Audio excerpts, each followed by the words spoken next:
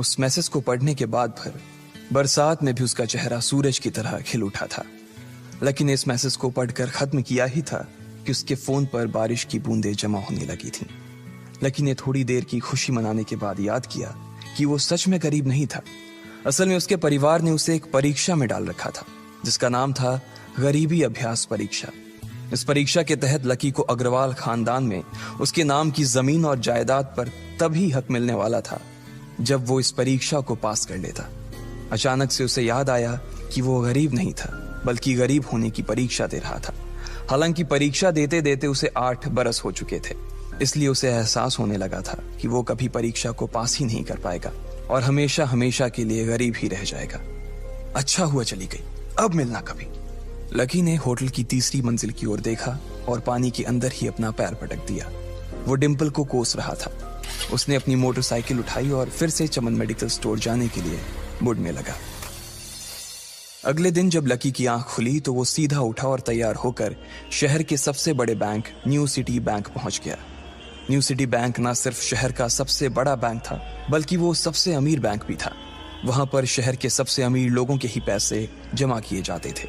Lucky वहां पैसे को निकलवाने के लिए जा रहा था। New city bank south Delhi में बसा हुआ था और उसके दरवाजे के बाहर महंगी से महंगी गाड़ी खड़ी थी। भाई, अब इसमें से कौन सी नई गाड़ी लेगा, लकी ने मन ही मन सोचा। उसे यकीन नहीं हो रहा था कि कल तक तो वो एक मोटरसाइकिल तक नहीं खरीद पा रहा था और आज वो एक कार, और वो भी इतनी महंगी कार खरीदने की सोच रहा था। फिर उसने अपनी नजर गाड़ी पर से हटाई और बैंक के अंदर जाने लगा। उसने देखा कि बाहर बहुत भीड़ थी और महंगे से महंगे कपड़े पहने लोग बैंक के अंदर जा रहे थे। कहाँ दवाओं की बदबू और कहाँ ये खुशबू। उसने एक बहुत ही गहरी सांस के अंदर ज्यादा से ज्यादा खुशबू को समेटने की कोशिश करते हुए अपने मन में सोचा, लेकिन अगले ही पल उसके मन में संकोच पैदा हो गया था। रातों रात लकी की किस्मत तो बदल गई थी, लेकिन उसके कपड़े नहीं बदल पाए थे। इतने बड़े बैंक में वो वही कपड़े पहनकर आ गया था जो वो अक्सर अपने काम पर पहनकर जाता था।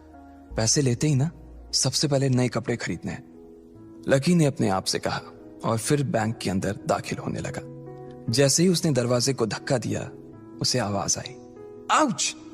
लकी थोड़ा सा हड़बड़ी में दिखाई दे रहा था और इस जल्दबाजी के चक्कर में वो एक लंबे बाल वाली लड़की से जा टकराया था जो कि उसके बगल में ही चल रही थी। माफ करना, मैं आपको देख नहीं पाया, सॉरी। लकी ने तुरंत उससे हाथ जोड़कर माफी मांगते हुए कहा। उस लड़की ने इतने अच्छे कपड़े पहन रखे थे कि उसे देखकर ही लग रहा था कि वो किसी अमीर घराने की लड़की थी, इसलिए सॉरी बोलते वक्त ना चाहते हुए भी लकी के हाथ उसके सामने जुड़ गए थे। लेकिन जब उस लड़की ने लकी के कपड़े और उसके हुलिये को देखा तो उसने अपनी नाक भौं सिकोड़ ली।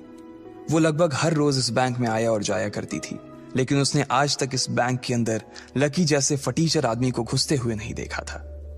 उसके बालों में से आंवले के तेल की गंध आ रही थी। उसने गुस्से भरी नजरों से लकी की ओर देखा और बोली, क्यों नहीं देख पाए? मैं क्या ट्रांसपेरेंट हूं? तुम्हें इतनी बड़ी लड़की दिखाई नहीं देती? इससे पहले कि बात आगे बढ़ती, उस लड़की ने देखा कि इस बैंक की मैनेजर यास्मीन पटेल उन दोनों की ओर बढ़ी चली आ रही है। उसने भी लकी को देखकर वैसी ही शक्ल बनाई थी जैसी शक्ल उस लंबी लड़की ने बनाई थी। I am so sorry miss, आपको कहीं लगी तो नहीं? यास्मीन ने उस लड़की से पूछा और फिर घिन्न भरी नजरों से लकी की ओर देखने लगी। लकी तमतमाती आंखों से उन दोनों को देखा जा रहा था। वो जानता था कि उसने इतनी जोर से भी दरवाजा नहीं खोला कि उसे चोट लग जाए, लेकिन असल में उसे यह मालूम नहीं था कि वो लोग उसे नहीं बल्कि उसके कपड़े को देख रहे थे। यास्मीन ने लकी को ऊपर से नीचे तक देखा और ना जाने उसके मन में क्यों शक पैदा हो गया। क्या आप मुझे बता सकते हैं कि आप यहाँ पर किस काम से आए हैं? यास्मीन ने बड़ी मुश्किल से अपने चेहरे पर एक मुस्कान लाते हुए कहा। वो उसका हुलिया देखकर ही समझ गई थी कि वो यहाँ का कस्टमर तो नहीं था। लकी ने अपने आप को संभाला और कहा, हाँ, वो मैं अपना पैसा निकलवाने के लिए आया था। पैसे निकलवाने के लिए आए हो? यास्मीन ने लकी की बात को ही दोहराते हुए कहा। वैसे तो वो लकी की बात पर जोर से हंसना चाहती थी, लेकिन उसने अपने आप को थोड़ा सा काबू में कर लिया था। लकी की बात सुनकर उसे लग रहा था कि वो कोई पागल था जो यहाँ जबरदस्ती घुसा चला आ रहा था। हाँ, तो क्या आपके पास कार्ड है? यास्मीन ने उससे आगे पूछा। न्यू सिटी बैंक का कार्ड हासिल करना एक बहुत ही मुश्किल भरा काम था। अगर किसी को भी उस बैंक का कार्ड लेना था तो सबसे पहले उस आदमी को अपने खाते में कम से कम 5 लाख रुपए जमा करवा कर रखने पड़ते थे, तब जाकर उसे कहीं कार्ड मिलता था। लेकिन लकी तो पहली बार ही यहाँ आ रहा था, इसलिए उसके पास कार्ड होने की कोई संभावना ही नहीं थी। लकी जब यास्मीन के सवाल का जवाब नहीं दे पाया तो यास्मीन ने फिर उससे पूछा, मैं पूछ रही हूं कि आपके पास कार्ड है? वो समझ गई थी कि लकी पागल ही था जो कहीं से भागकर सीधा उनके बैंक में आ गया था। कार्ड नहीं मेरे पास। लकी ने उसके सवाल का जवाब दिया और वो फिर इधर उधर देखने लगा। जैसे ही उस लंबे बालों वाली लड़की ने लकी का जवाब सुना तो वो खिलखिलाकर हंस पड़ी। यास्मीन को तो सिर्फ लग रहा था कि वो पागल है, लेकिन वो लड़की तो अपने मन में मान चुकी थी कि यह लड़का कोई पागल ही है जो कहीं झोपड़ पट्टी से यहाँ आ गया है। इससे पहले कि आगे कोई कुछ कह पाता, उस लंबे बालों वाली लड़की के पिता वहां आ गए और बोले, चलो बेटी। उनके हाथों में कुछ कागजात थे। लकी ने देखा कि उन्होंने महंगा सा सूट पहन रखा था। उस लड़की ने यास्मीन के दोनों हाथों को पकड़ा और बोली, यास्मीन देखो, अगर इस तरह के सड़क छाप लोग तुम्हारे बैंक में ऐसे ही घुसते चले आए ना और बाकी कस्टमर्स को परेशान करने लगे तो तुम्हारे बैंक की इमेज और उसके शेयर्स दोनों को काफी नुकसान होगा। एक मैनेजर होने के नाते तुम्हें इन सब चीजों का ध्यान रखना चाहिए। मुझे उम्मीद है कि आगे मेरे साथ ऐसा कुछ नहीं होगा। उस लड़की ने कहा और अपने पिता के साथ बैंक के बाहर चली गई। अपना ध्यान रखना कोयल मैडम, मैनेजर ने उसकी गाड़ी तक छोड़ने के लिए आते हुए कहा। आज तो वो बाल बाल बच गई थी। कोयल और उसके पिता इस बैंक के सबसे पुराने और सबसे वफादार कस्टमर्स थे। अगर आज यास्मीन उन्हें नाराज कर देती और वो उसके बैंक से अपना खाता बंद करवा देते तो शायद यास्मीन की नौकरी तक जा सकती थी। और यह सब हो रहा था उस पागल लकी की वजह से। इसे जल्द से जल्द यहां से भगाना पड़ेगा, यास्मीन ने अपने आप से कहा और फिर बैंक के अंदर आने लगी। यास्मीन उसे अपने बैंक से बाहर निकालने के तरीके के बारे में सोच रही थी, मगर जैसे ही वो बैंक में दाखिल हुई उसने देखा कि लकी वहां था ही नहीं। अरे अब ये कहां चला गया, उसने अपने आप से पूछा। वो इधर उधर देखने लगी लेकिन लकी वहां भी नहीं था। यास्मीन को अच्छे से पता था कि वो उसके सामने तो बाहर नहीं निकला था। इसका मतलब था कि वो बैंक के अंदर ही था, लेकिन यास्मीन उसे ढूंढ नहीं पा रही थी। कुछ देर तक बैंक के सारे कोनों को देख लेने के बाद यास्मीन को लगा कि शायद लकी यहाँ बहुत ही असहज महसूस कर रहा होगा और जब वो कोयल को दरवाजे पर छोड़ने के लिए आई तब उसके पीछे पीछे वो भी निकल गया होगा।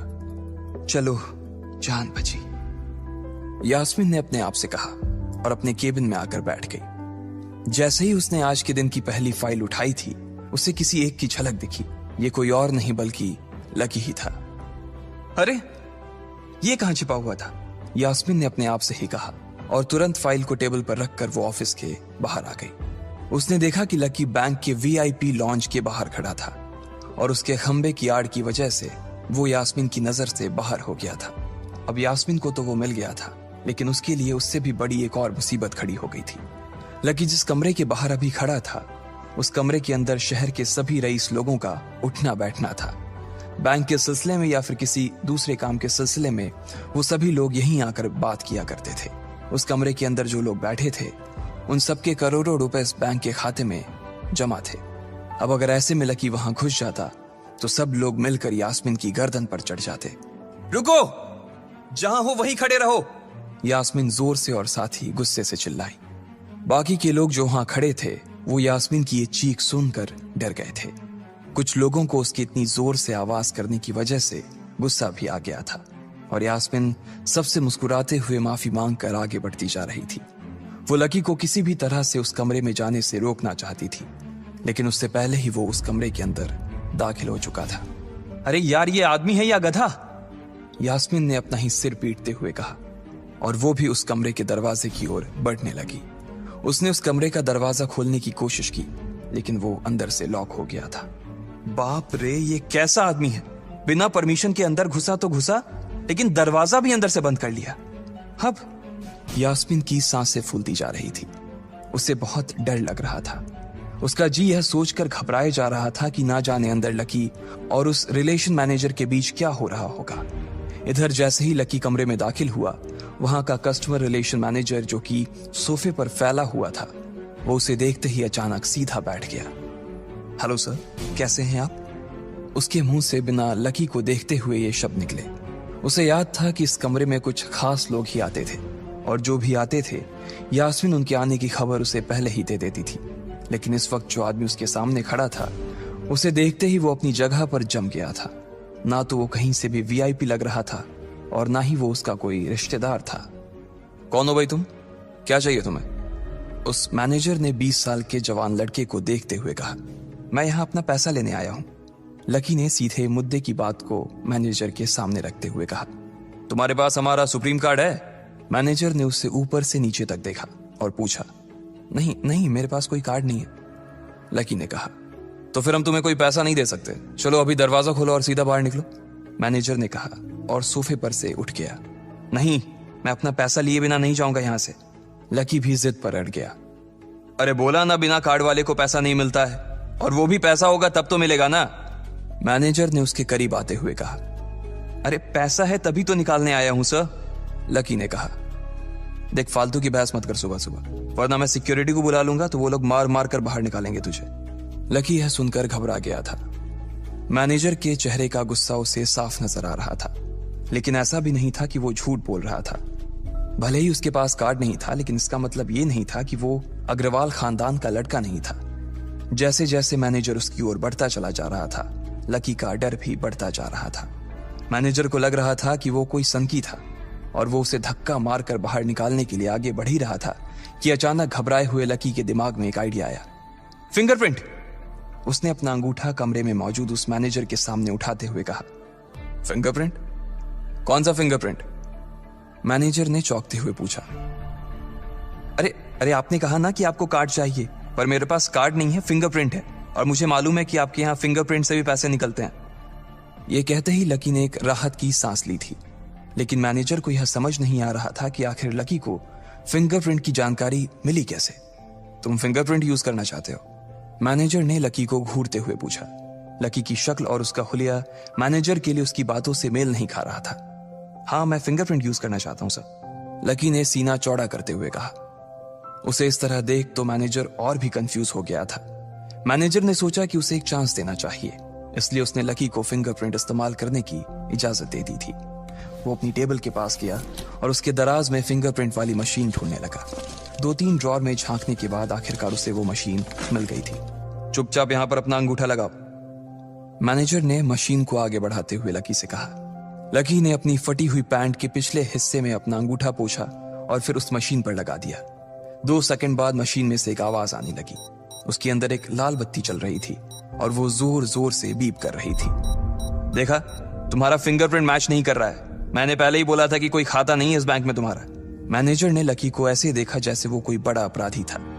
मैनेजर उसकी पैंट की ओर देखने लगा। उसे लग रहा था कि लकी ने अपनी जेब में कोई हथियार छुपा रखा था और वो मैनेजर को बेवकूफ बना रहा था। इससे पहले कि लकी अपनी जेब से कोई बंदूक या बम निकालता, मैनेजर ने अपना फोन निकाला और पुलिस का नंबर लगाने लगा। लकी ने उसकी स्क्रीन पर देख लिया था कि वो 100 नंबर पर फोन लगा रहा था। लकी बुरी तरह से घबरा गया था। वो बहुत ही उत्साह और जोश में अंदर तक तो चला गया था, लेकिन उसे मालूम नहीं था कि वो इतनी बड़ी मुसीबत में फंसने वाला है। अब आगे क्या होने वाला था? क्या लकी उसे पुलिस को बुलाने से रोक पाता? कहीं उसे कोई फेक मैसेज तो नहीं आया था? लकी कैसे इन मुसीबत से बाहर निकलेगा? आपको क्या लगता है, क्या होंगे इन सभी सवालों के जवाब? कमेंट बॉक्स में कमेंट करके जरूर बताएं, और सभी सवालों के जवाब को जानने के लिए सुनते रहिए इंस्टा मिलीनियर।